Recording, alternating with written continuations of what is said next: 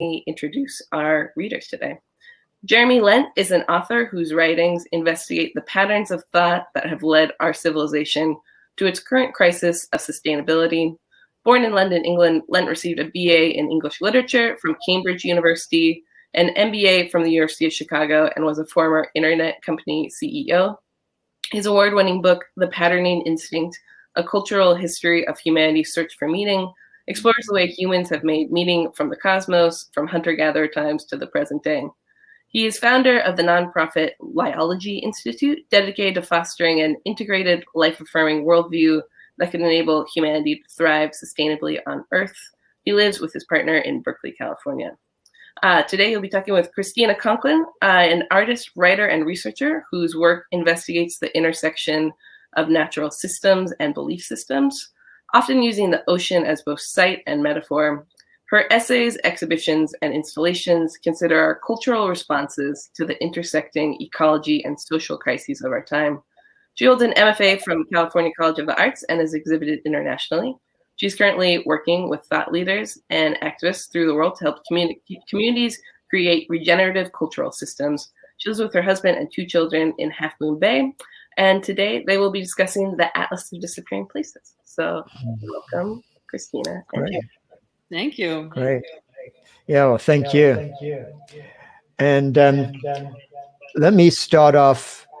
Actually, are we hearing an echo as I'm talking?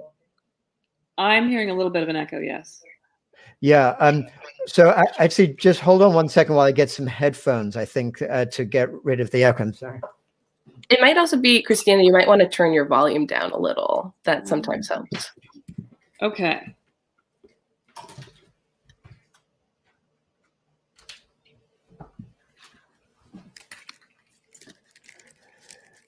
And hopefully this will work. I'm not quite sure. It'll depend on how.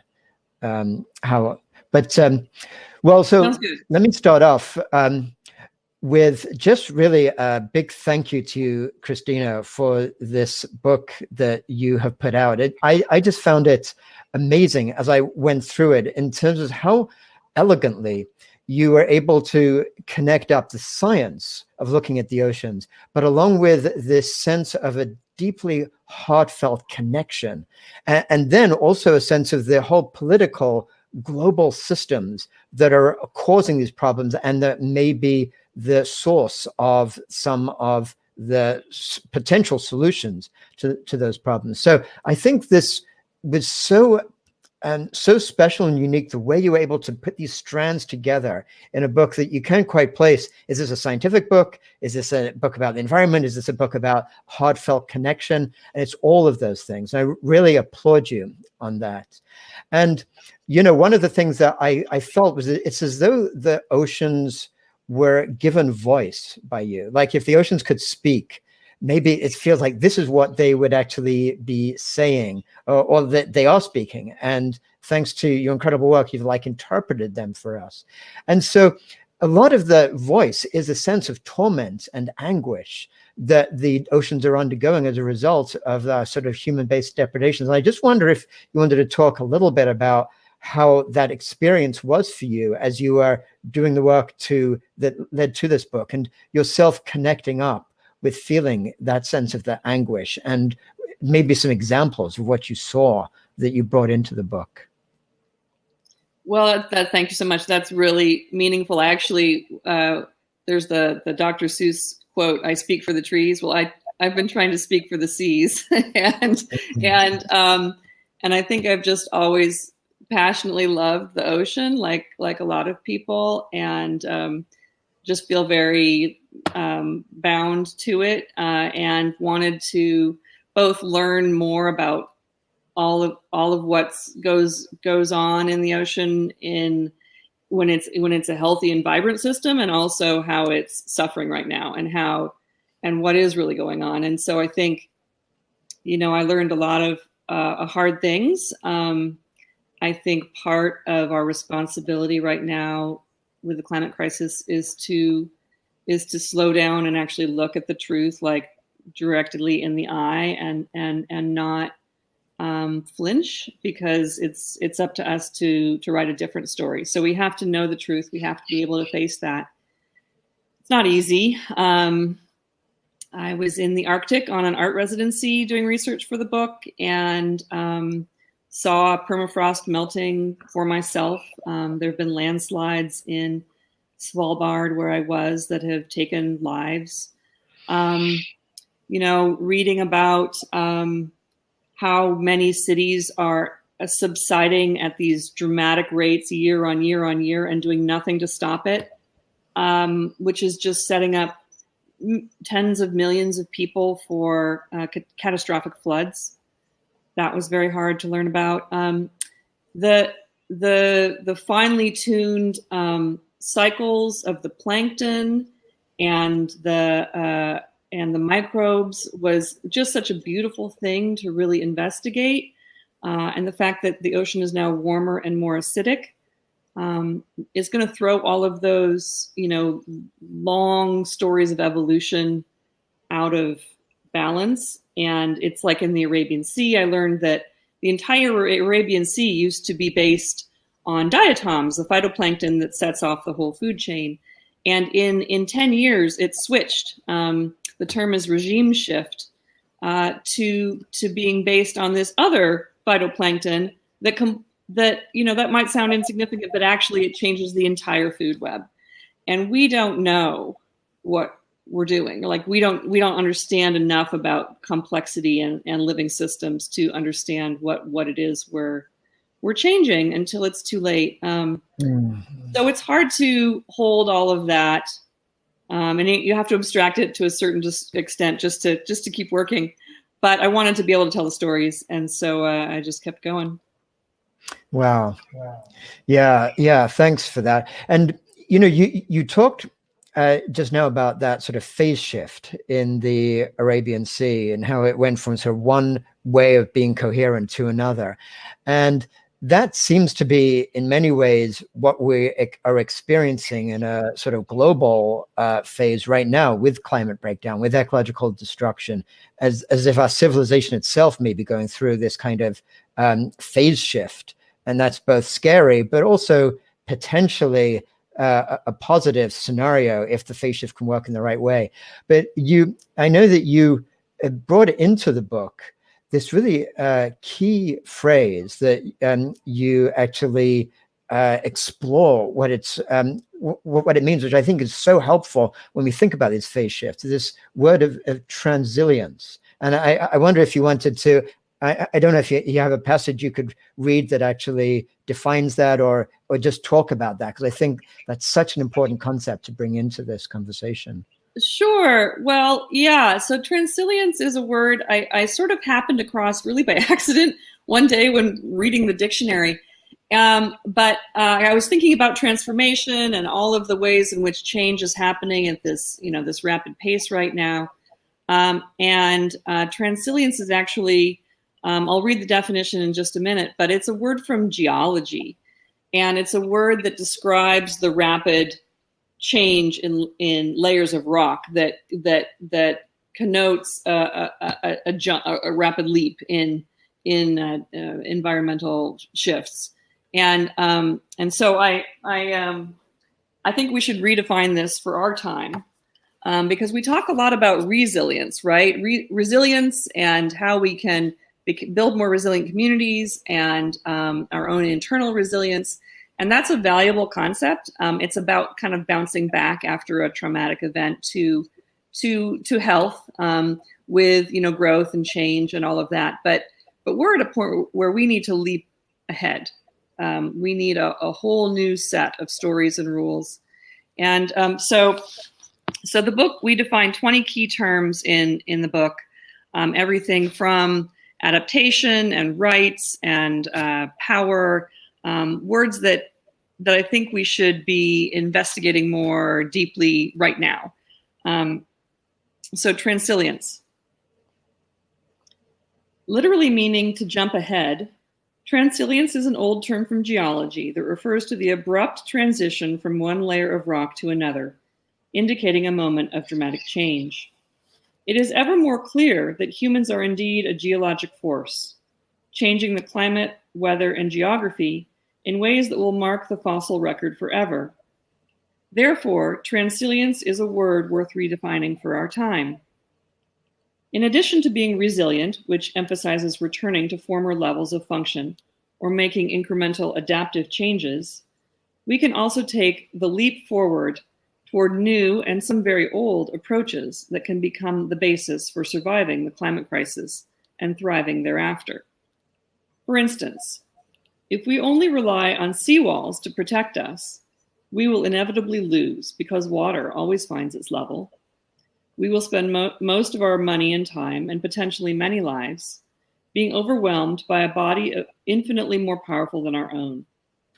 But if we imagine, design, and build places and communities that are synchronized to live well with the ocean, and if we take only what is needed rather than everything possible, we can emerge with the knowledge, wisdom, skills, and purpose we require to navigate the storms that lie ahead. Wow. Such a core concept. Thank you for sharing that, Christina. And you know, you gave that example of how just kind of building seawalls for big city right at the edge of the ocean is basically the last thing they need to be doing. And I think you talk about like cities like Shanghai and New York that are doing things wrong. And I wonder if you could give us like a contrast of some cities that are approaching this in the wrong way, and anything you've seen in significant cities that are actually sort of more enlightened and actually approaching it more in that transilient way of looking at what can be transformed in order to meet these challenges coming up. Well, it's challenging because cities there's a lot of political demands on leaders in cities, and people are not yet demanding the long-term thinking and planning that is needed. So, for example, in San Mateo County, where I live, and the part of the county government is doing a great job of doing a sea level rise vulnerability assessment project that's really looking at infrastructure and where the problems lie and how to think in longer term ways. And then another part of the government is actually allowing for development right at the water's edge, these big mega developments that, you know, there's a lot of tax revenue there, but it's not long-term thinking, right? It's short-termism. And it's very tricky in political systems to point to places that are really doing next level thinking. So one place though, Copenhagen, they've actually channelized their streets. So instead of having their streets cant this way, they actually become channels, and that's a flood management strategy that is good. You know, so there are incremental changes happening in places, but what's really needed in a place like New York, which has 520 miles of coastline, you can't defend all that with walls, and who wants to live behind 25-foot walls? Is we need to, you know, move to higher ground. We just simply need to think about our urban spaces differently, and there are some people certainly who are advocating for this sort of, you know, future thinking. It's just not. It hasn't made as much headway as it should have yet. Yeah, and that's obviously what we see in so many places, that people are looking at, you know, they might be told some of the scientific facts, whatever, but they're just kind of rejecting, and they're not really bringing it into their lives. And I'm wondering if you could maybe share a little bit about what your intentions were when you were putting this book together, because I think you and your co-authors I think I remember reading you spending a fair amount of time with groups and trying to get them to raise their awareness. And each group would say, oh, it's not my problem, it's that other domain's problem. And then you go there and you realize that no one's quite taking ownership of it. And I was wondering how you're seeing a book like this having a part to play in getting people to just sort of shift their thinking, and how you'd like to see them shift their thinking. Well, and what I respect so much about your book, and what I would love to recommend to people, is Jeremy's brand new book, The Web of Meaning, because really it gets at this idea of this awakening we need to go through as a civilization to new ways of thinking. And some of them are actually, like I said, very old ways. Like we know a lot of this already. We've just gotten into sort of this consumer culture fever dream, where we've been told that we can have everything and take everything, and that we aren't part of nature, and that we somehow aren't accountable and don't belong. So I think, to me, my real purpose in this book was to hopefully strike that chord of awakening and really hopefully touch people to want to belong to and protect the world, to not turn our back anymore, and to really take it personally. And there's going to be grief involved, and there's, coming together as communities is really important. It just matters. It just matters. Yeah, it sure does. And you use the word awakening in this context, and I know that's something that you've been thinking a lot about, and we've been corresponding just a little bit on that topic. And I'd love if you could maybe just sort of unfold, when you use that word awakening, it can be seen in so many different ways in different contexts, how you see that word in relation to this response to the whole devastation that is going on around us in the world. Mm-hmm. Well, for me, I think people can have these moments of awakening, and sometimes it's by going out and being quiet in nature. Sometimes it's learning a new thing that sort of shifts your frame of reference. Sometimes it's a relationship that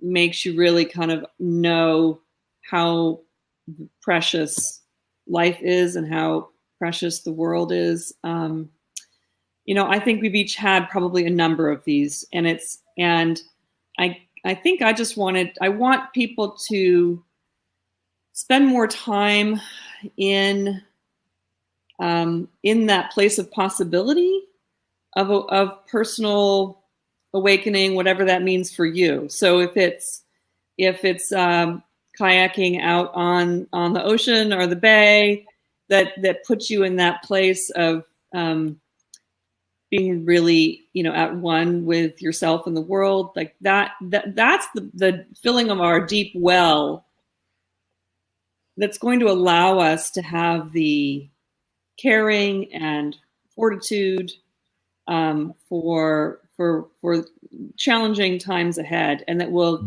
motivate us to make the changes that are needed for, our children and grandchildren. Yeah, that awakening, just as you're talking about, like you say, each of us probably in our different ways have gone through this process. And what I find personally in recent times, as my own understanding has sort of woken up as to looking at the destruction, and not just looking at the destruction happening right now, but then realizing this deep history of how nature has been undergoing this massive attack from human activities it's been so far worse in the last few decades, but even for the centuries before that. So it's estimated that whenever we're in some environment, some ecology, we're probably looking at something like maybe 10% of the abundance and the richness, both in terms of diversification of species and just abundance of wildlife that would have been there in pre-human days. So there's this sense that when we're in nature, it's as if it's a ruin already, like there's so much lost. And as I've incorporated that, I found this interesting ambiguity whenever I am going for a hike or whatever it might be, and just enjoying whatever it is around, the trees, the birds. And then this realization dawns on me. What I'm looking at is this kind of pale imitation of once was. And what I'm looking at is probably this rich abundance compared to what we can expect just some years from now at the current rates. And then this heartbreak comes into my place of being, along with that sort of awe and appreciation.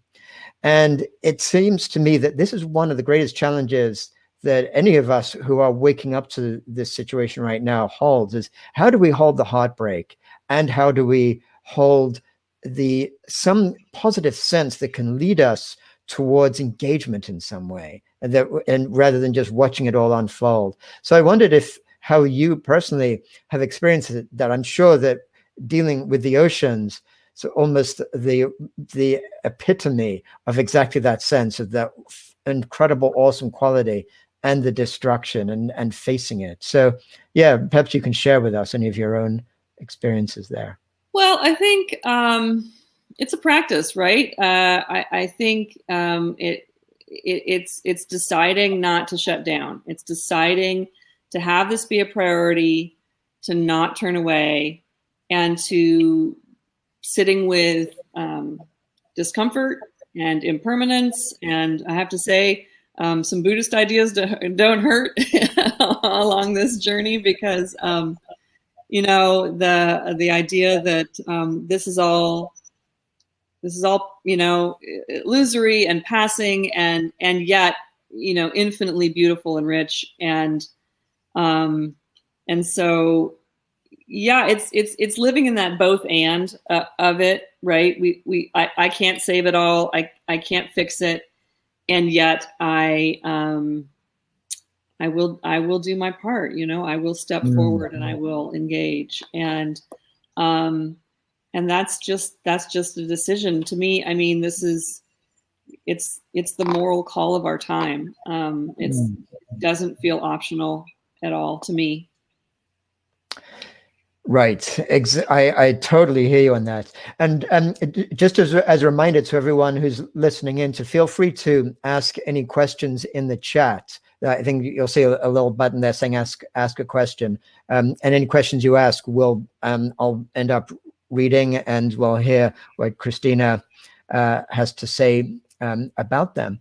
And one of the ways in which I see how you have kind of transformed that sense of experiencing everything around what led to this book is the beauty with which you have actually done some amazing creative expressions, as if you're taking the life of the ocean and transmuting it into something that is there for all of us to sort of feel into. And do you want to talk about some of the very unique ways in which your illustrations came out into the book? And maybe you can even share sure with us around that you might have there. So all of the illustrations in the book are maps I painted on dried sheets of seaweed. So I gather up these wet, green, slimy sheets of seaweed in Half Moon Bay, and dry them and bleach them and then paint them and layer them on top of a more conventional Google Earth map. And that in a way, it sort of looks like the seaweed is enveloping the earth. And I love that, using the ocean to illustrate the problem. And actually, I just learned recently that the genus Ulva, which is what I use, this sea lettuce, here it is. It's this very papery thin. Here it is in kind of original green, and then it bleaches to this parchmenty white. But that actually only grows best where there's pollution, right? So it's because of excess fertilizer washing into Half Moon Bay Harbor that I have this abundant source of art materials. So right, that's, you know, one of the many issues in the book is nitrogen pollution. I mean, you and I, both our books include the Johan Rookstrom's 9 planetary boundaries, which is a really amazing, if you look it up, graphic that shows how many of the different life systems are falling out of balance right now. And climate change is only one of them. That was a real awakening for me in the research of the book, is how many systems are at critical junctures right now. Biodiversity is in terrible shape, and actually the most out of whack system is nitrogen pollution in the environment. So we are over fertilizing our farms. All that nitrogen washes down into the ocean, causing algal blooms and all sorts of fish kills and different problems. So again, that's a problem. And the nitrogen fertilizer is a fossil fuel product, right? So we need to cut, go fossil free, find regenerative systems and ways of doing all of these things that we already know how to do. And it's just, it's as I said, to me, it's just a decision. Right, exactly. And your book is most definitely a wake-up call for anyone who is not so aware of not just what is happening in the deep oceans, but how what's happening in the oceans is affecting all of us on land too, in so many profound ways. But I'd also want to just point out about your book that it's not just this.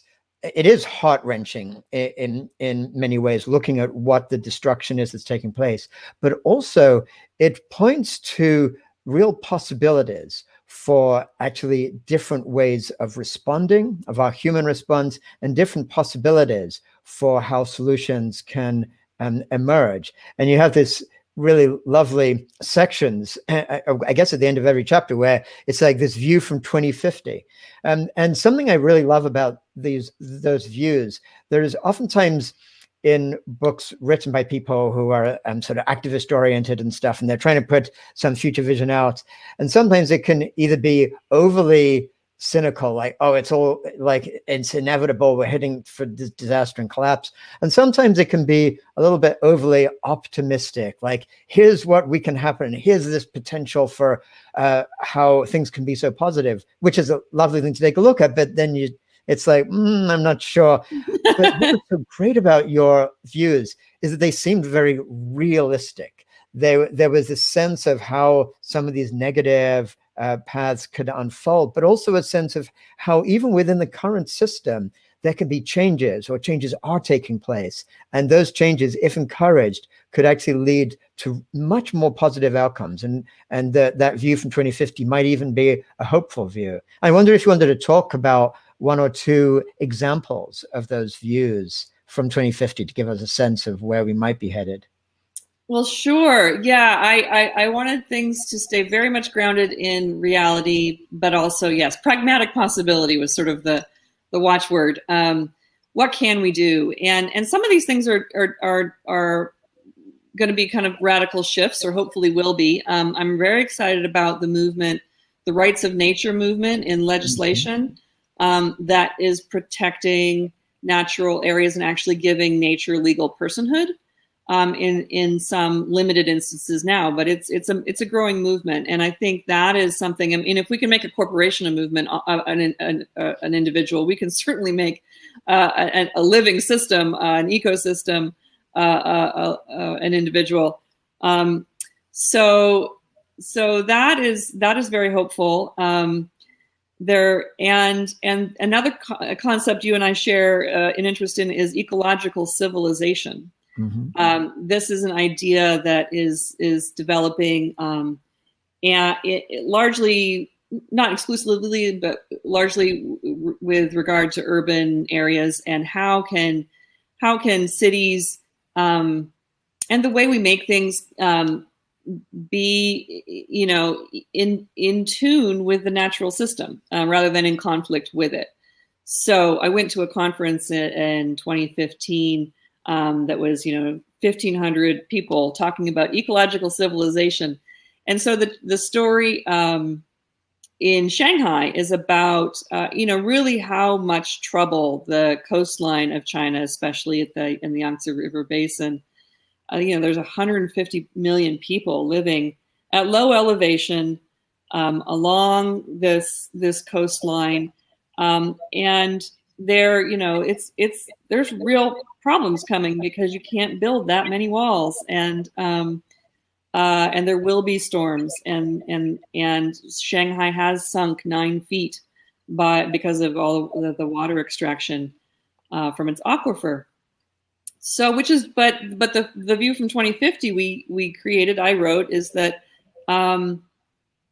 because, you know, China is the dynamic economy that it is, they build eco-cities inland, right? They just decide to do it, and they do it because it's the smart thing to do. Right now, China is planning on doubling the population of Shanghai over the next 50 years. But of course, that's a terrible idea.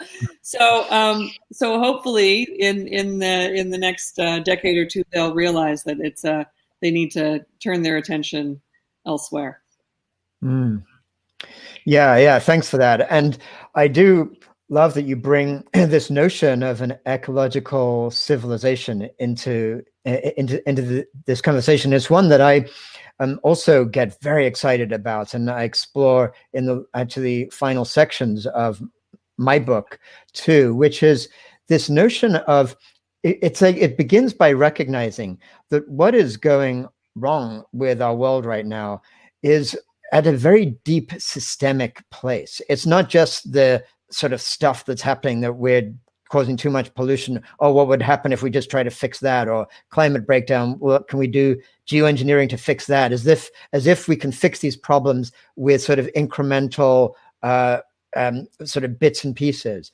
But it looks more like the operating system of our culture, and this kind of realization that we actually live in a culture that takes for granted the sense of humans being separate from nature, the sense that the real purpose of nature, of non-human nature, is just to be there for the benefit of humans, for us to exploit and extract as much as we can. So even people focused on sustainability will sometimes put it in that same parameters. We need to be more sustainable. So basically we can keep extracting and exploiting from nature much longer than we're doing right now.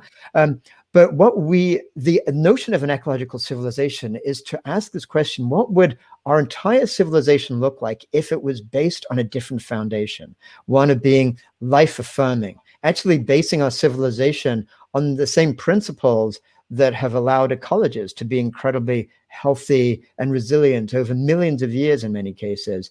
And what would those principles be, and how do we apply them? So some of those principles are things like symbiosis, like ecosystems work so powerfully, as you describe in your book in so many sections, through symbiosis of different species, different elements of the ecosystem, working with other elements, not to exploit them, but actually for mutual benefit, for mutual gain. And what would it be like if we actually designed a civilization where humans didn't exploit each other, but worked together for mutual benefit, and where we viewed our relation to all of non-human life as something where we can ask, how can we use our technology, our power, not just to cause less pollution, but to actually help to regenerate the earth? So that's something I know that we both definitely share. And it's funny because it is this long story of that's sort of utopian or unrealistic and it's just such a lie. And that's again, one of the things I appreciate in your writing is just the logic with which you show the illogic of that whole storyline, that it's not true. It's something that has specific roots in a particular part of Western philosophy. It's not true elsewhere in other philosophies around the world. I come from a background in comparative religious studies. It's just not true. And you know, it's the most valuable thing we can do is to challenge those base assumptions, because it's from those assumptions that this extractive these extractive economies and habits of all of ours you know, flow. And one of my questions for you though is, so we do live in this context where this is the dominant story, and if I think it's what 100 corporations are doing 70% of all the polluting, or you know, some ridiculous number.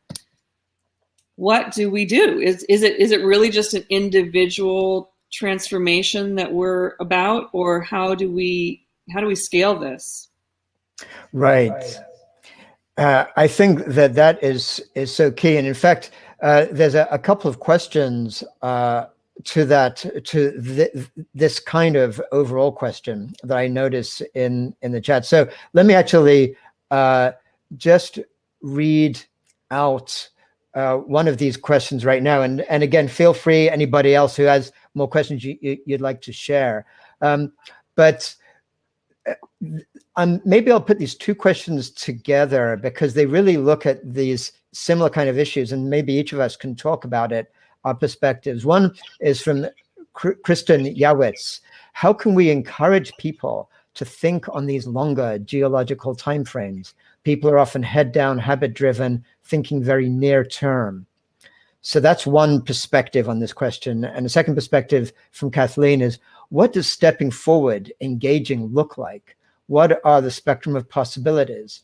It seems too that witnessing, not turning away, changes consciousness one by one, hopefully to a tipping point. And that's ends with a question there. Does that lead to that tipping point? So, let me just speak to that for a little bit, maybe by just giving a 1 or 2 minutes description of my book that recently got published, The Web of Meaning. And the subtitle of it is Integrating Science and Traditional Wisdom to Find Our Place in the Universe. And what my book is really intended to do is to look at the way in which our dominant worldview is actually what is driving us to this precipice. It's this worldview that we inherited from the 17th century in Europe, and it's a worldview of separation, saying that humans are separate from nature, separate from each other, that all of nature is just there for our benefit. In fact, nature's just a machine, basically.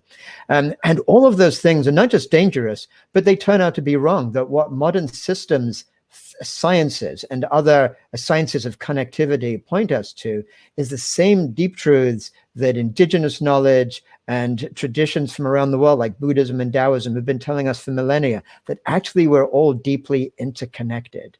And so that's what my book really goes into, is looking at what it would be like to actually shift our worldview. And something I so appreciate in your book, Christina, is that you're actually manifesting that interconnectedness. You're actually showing how it works, both within the oceans themselves, as well as the human interaction with that. So I guess one of my thoughts is, in answer to this really foundational question, what do we do, those of us who are recognizing what's going on, is I think first we need to become aware of that. There's this moment of this realization that I think each of us has to take place. And when we do, it's almost too much to hold. So I think we need to turn to community. We need to turn to others, because it's when we hold it together in community that we can actually, it actually can be held. It's not something we just have to turn away from because it's too much. But along with that is then that another shift towards engagements. And this is not so much engagement, in my view, with a kind of attachment to the outcome we want. We might want outcomes, and I certainly do, and I feel passionately about them. But it can be very discouraging when we see things moving in the wrong direction to really try hard for something, not see that happen, and then sort of lose the energy. But it's more this engagement in actually living into that world that we know we need, and just knowing that what life wants from us is actually to be being part of that struggle for life, recognizing that what unfolds in the future is not like a spectator sport. We're all actively engaged in making that future happen. So not just each of us by the work we're doing alone, but how that work connects with others in this kind of network of meaning is how the change, I think, can really take place. So that's just a kind of a deeper philosophical perspective, how I look at that shift that's needed. And I know, Christina, if you'd got any perspectives to add? Yeah, well, I think two things. One is I think about a lot of these same ideas and have for years, and I think I wrote the book as a kind of a vehicle to explore the ideas. You just addressed them straight on and in this incredibly clear, cogent way, and I had to use the ocean as sort of my metaphorical vehicle to do the same thing. So perhaps that's why, I don't know. I feel like it was a little bit of an exercise in a philosophical exercise. But what was the other thing I was going to say? Oh, it's gone now. Yeah.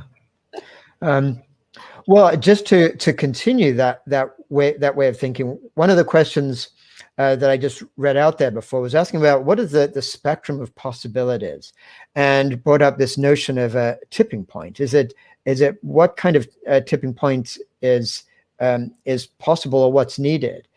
And this whole notion of tipping points, I think, is so crucial, and it's something you touch in that description you gave about transilience.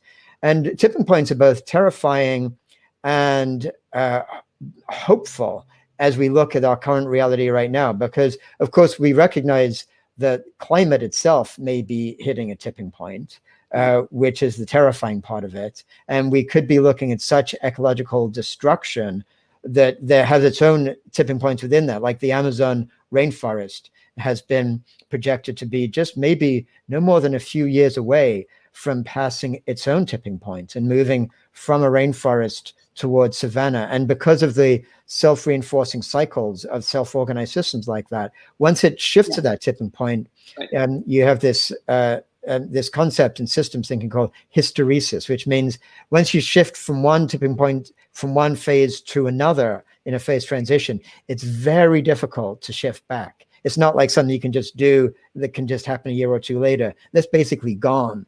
And when you're in that new place. But the positive element of looking at tipping points is that our culture is maybe moving towards that shift too. So it gets to be almost the race against time. What's going to happen first? Will our whole ecological coherence break down, or will our culture shift where enough people recognize this is not acceptable and move together to actually look at the shifts that are required? And I think we see a lot of these things. We see a greater planetary consciousness. We see a greater sense of people's sense of being connected with all of humanity and with all of life.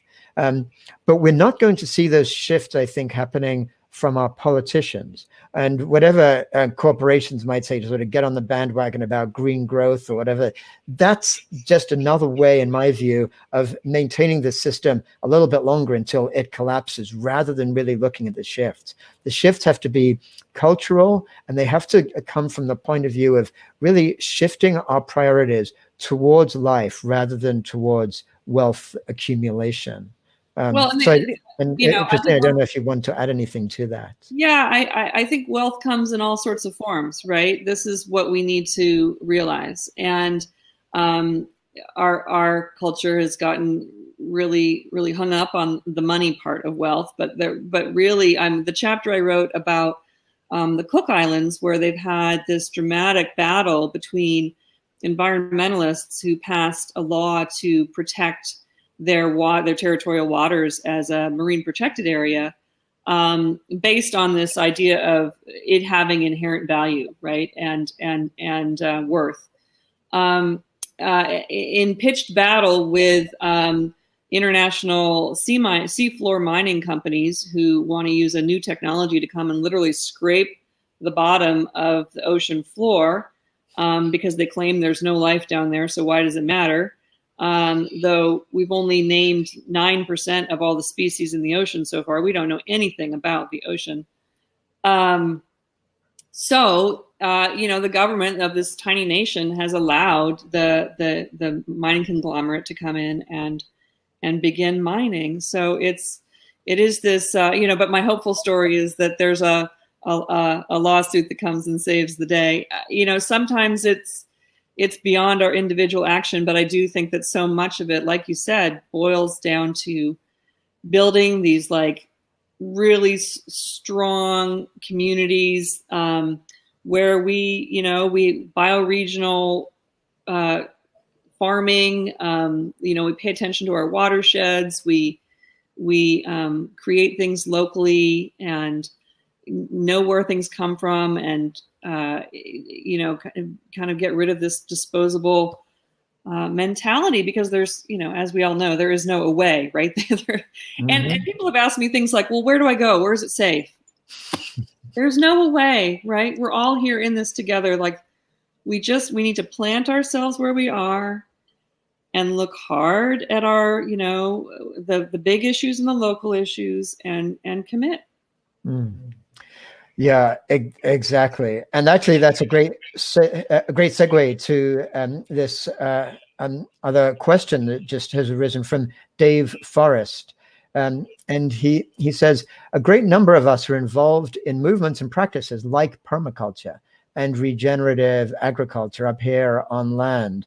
And he says, there are so many great solutions already existing. I often think of a possible permaculture of the oceans or something. It's happening. He asks, are you aware of anything like this starting to take shape? Well, yes. I'd love to hear what you say about that. There's fantastic work happening on reforesting the sea. And that would be a huge carbon sequestration strategy, and also potentially a food source and other materials. You know, what if we use seaweed as like packaging material or something? Like this stuff, you know, photosynthesis is a miracle. So what can we do?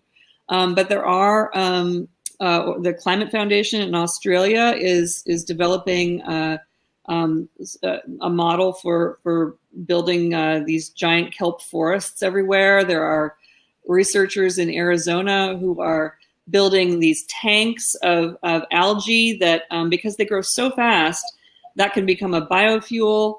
And you can actually populate the whole desert with raceways, they call them raceways, of algae as an alternative fuel. So there are amazing things happening.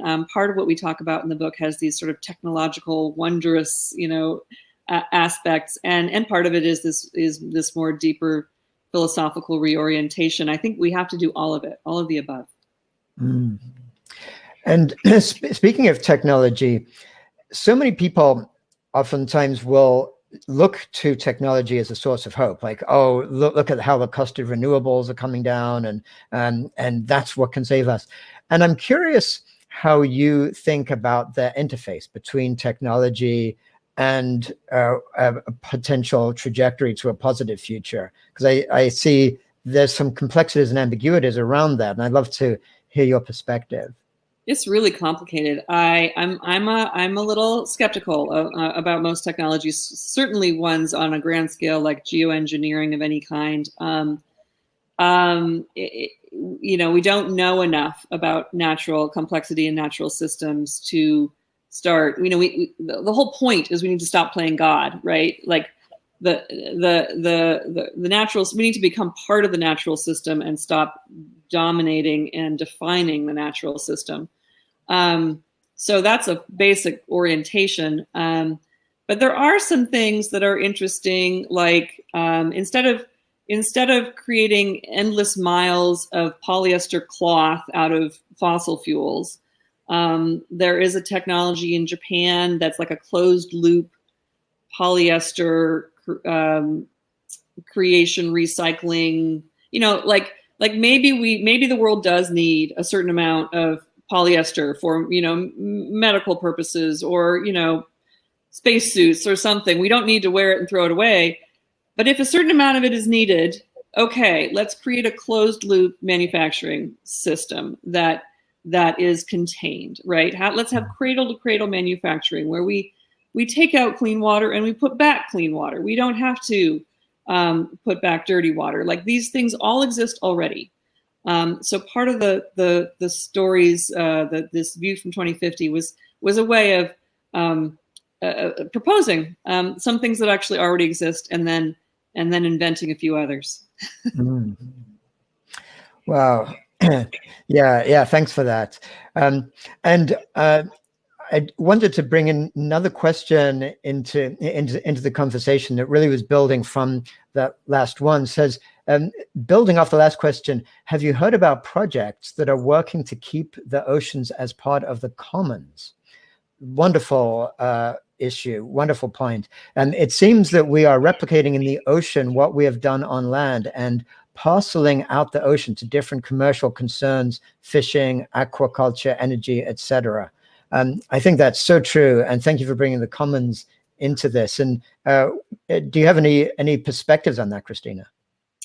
Well, the commons is one of the terms we talk about in the book as regards a fishing policy, because there is this idea that you know, if we have a commons, that people will just abuse it and use it up. That's, you know, kind of the old tragedy of the commons paradigm that you might be familiar with.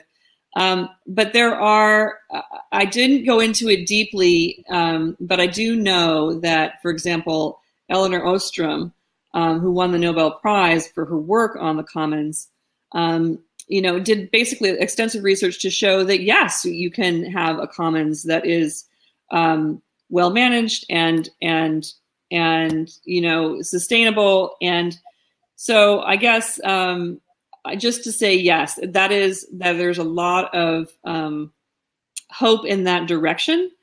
The idea of this marine protected area in the Cook Islands was to take the common property, the economic exclusion zone of this small island nation, which had this huge marine resource, and basically turn it into a commons. And again, it's this tricky story of it's pretty appealing to some people to take a big check from a mining company instead, with, you know, with all the risks associated, because then you have an economy that's based on a single commodity, which is, you know, destroyed so many countries in that model. Right, exactly. And like the thoughts going through my mind, kind of tying in the question of technology and the question of commons too, in terms of the positive projects that are coming out, is as you were describing some of these really wonderful ways in which technology can be used in very positive ways for human flourishing and actually regenerating the earth. What goes through my mind, of course, all of our minds, well, why isn't that being scaled out? Why isn't that happening so fast? This is what we need.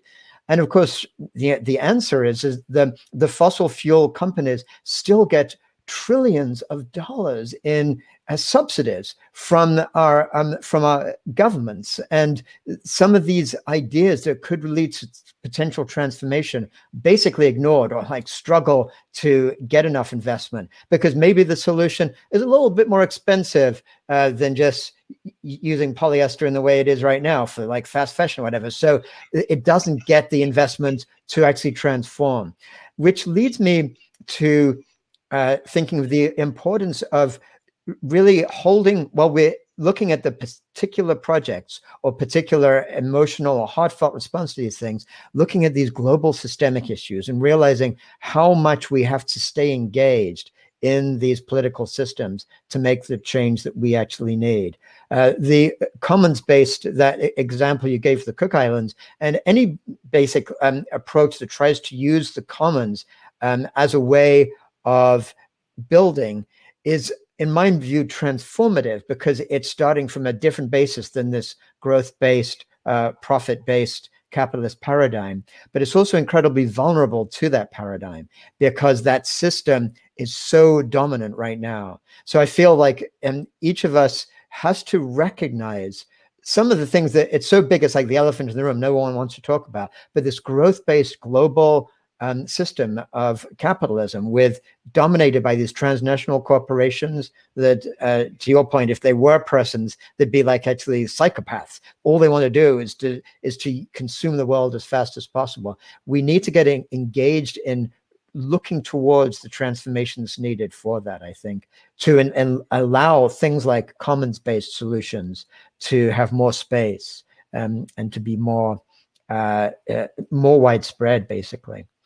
So I think we're just a little bit past our hour. We did start a little bit late, so hopefully people can just stay on for just a few more minutes here. And Christina, I just wondered if there was anything you wanted to say as we're kind of wrapping up, to kind of summarize the message you're trying to get out in the book and what you would hope a reader would actually take away after really investing in the book. Well, I think it's this combination of a little bit of heartbreak and some and some motivation to go and engage in your own life and community, and to really make this a top priority. I mean, yeah, and I've been reading Viktor Frankl, who wrote Man's Search for Meaning, and who spent time in the concentration camps, and came out with this profound view of life's meaning and purpose. And he has a new book. There's a new book of his translated lectures called Yes to Life in Spite of Everything.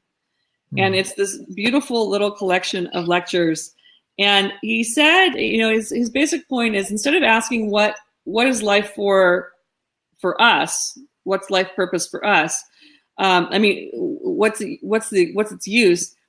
How can we be useful to life, right? What is our basic orientation toward the world, toward life itself, and how can we be of use? And I think that's what I'm hoping to inspire in people.